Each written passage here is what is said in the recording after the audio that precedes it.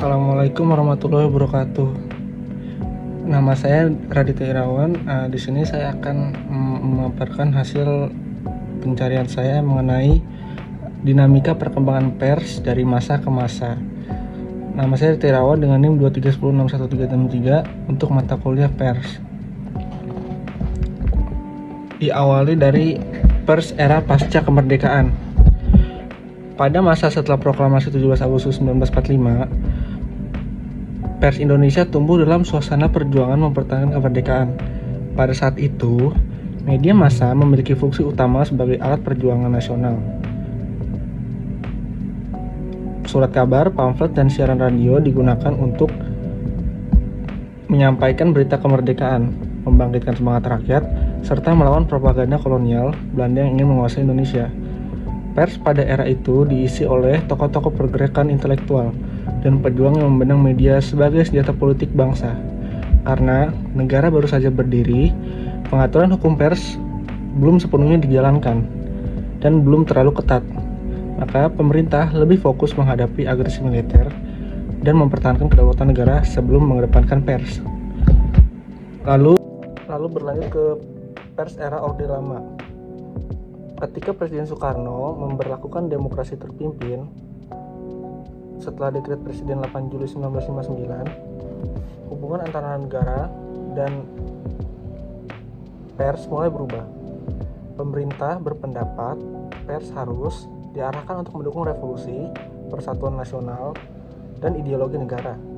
Dalam praktiknya, media yang sejalan dengan pemerintah memperoleh ruang, sedangkan media yang kritis menghadapi tekanan politik. Pers tidak lagi sepenuhnya bebas karena negara menempatkan media sebagai alat perjuangan politik pemerintah. Selain itu, kondisi politik pada saat itu dipenuhi persaingan antara kelompok nasionalis, agama, dan komunis. Akibatnya, banyak media terafiliasi dengan kekuatan politik tertentu sehingga objektivitas dari pemberitaan pers seringkali terganggu karena media lebih mewakili kepentingan kelompok dibanding kepentingan untuk publik.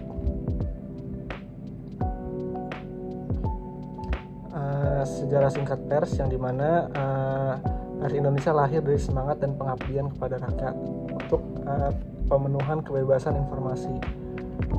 Pers itu dilahirkan sejak 9 Februari 1946 seraya berdirinya Persatuan Wartawan Indonesia. Lalu oleh Presiden Soeharto ditetapkan sebagai Hari Pers Nasional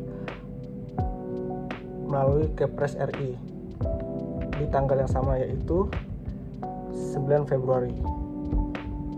Sehingga pers itu menjadi simbol dalam perjuangan dan pemersatu bangsa.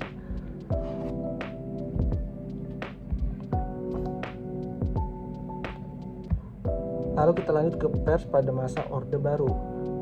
Setelah pergantian kekuasaan kepada Presiden Soeharto, masyarakat sempat berharap pers akan lebih bebas.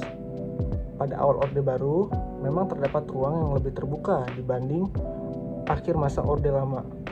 Namun, seiring menguatnya kekuasaan pemerintahan pada saat itu, kontrol terhadap pers kembali dilakukan secara sistematis. Negara menerapkan mekanisme perizinan melalui SIUPP atau Surat Izin Usaha Penerbitan Pers. Izin yang menjadi alat yang sangat efektif untuk mengendalikan media. Apabila suatu media dianggap terlalu kritis, izin usahanya dapat dicabut sewaktu-waktu. Pemerintah menggunakan alasan stabilitas nasional, keamanan, dan pembangunan untuk mengatasi dan membatasi kritik. Akibatnya, banyak media yang mulai berhati-hati dan melakukan sensor sendiri agar tidak mendapatkan sanksi.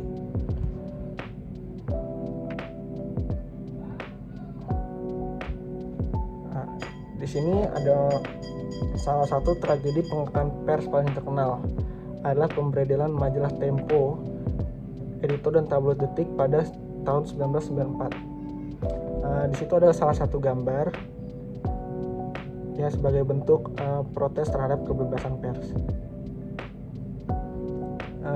Tadi dari ketiga media tersebut dinilai memberitakan hal-hal yang tidak sejalan dengan kepentingan pemerintah. sehingga kasus tersebut memicu kemarahan banyak kalangan karena menunjukkan kebebasan pers yang belum benar-benar ada. Wartawan, akademisi, dan aktivis menilai negara telah menyalahgunakan kewenangan mereka untuk memberedel pers, sehingga peristiwa tersebut kemudian menjadi simbol perlawanan terhadap otoritarianisme dan ikut mendorong lahirnya gerakan reformasi yang menuntut demokrasi lebih luas.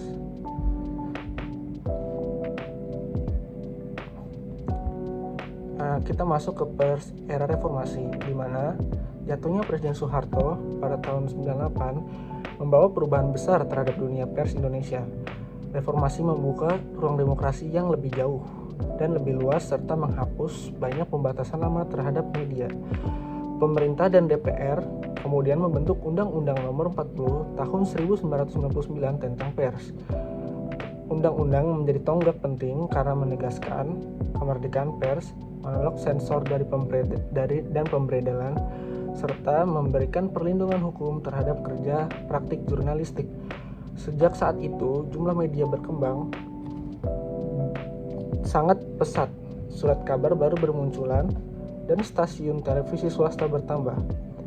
Radio berkembang dan kemudian media online hadir sebagai kekuatan yang memberi angin segar bagi dunia pers.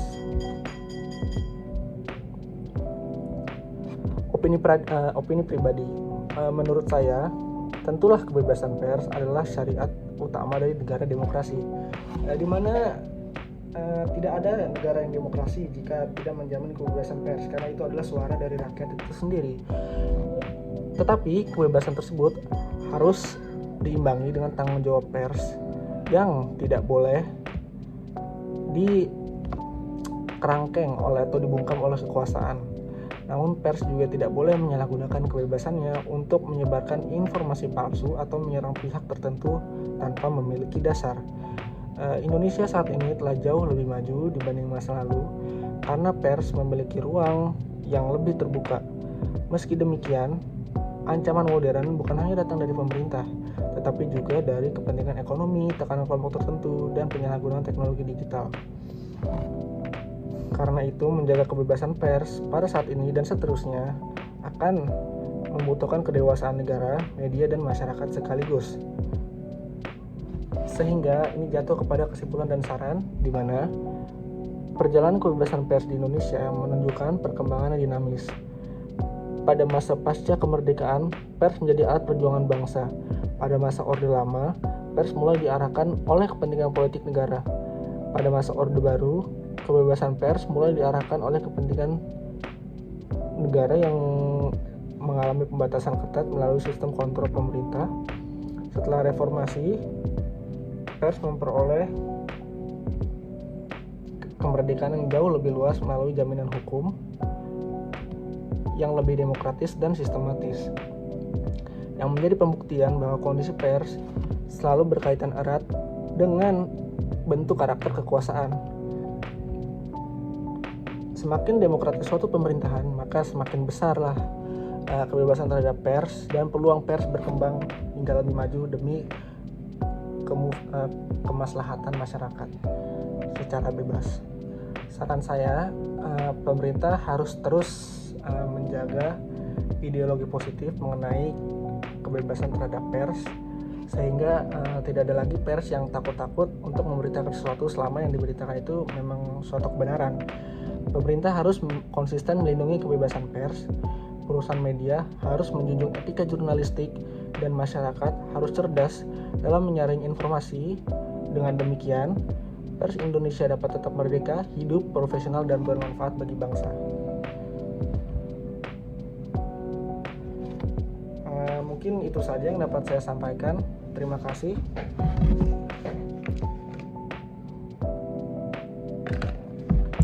Semoga pers terus mengawal kebenaran dan mencerahkan bangsa. Jayalah selalu pers Indonesia.